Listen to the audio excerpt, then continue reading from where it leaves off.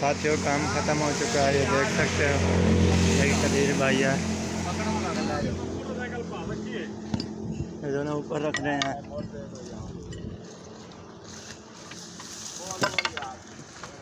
यहाँ पर बेच बहन काम ख़त्म हो चुका है। यहाँ पे ये टाली काटनी थी, काम ख़त्म हो चुका है। अब जा रहे हैं हम यहाँ पे रेड़े पे लकड़ियाँ डाल के लगा है दूध है। ये लकड़े गिर चुकी है,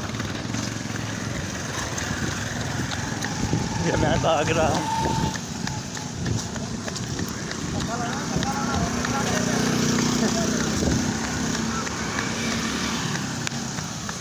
मैं भाग रहा हूँ साथियों।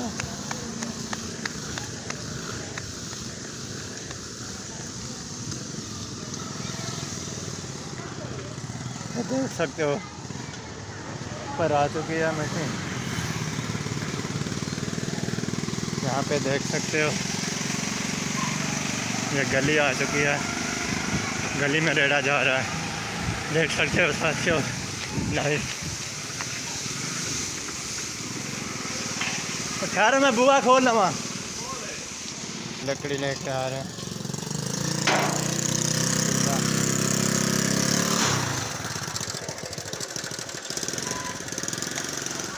ये चुकी है, ये जो बच्चे हैं इस भाई के, ये आ चुकी है। आज वीडियो में तो नहीं इजाज़त देना।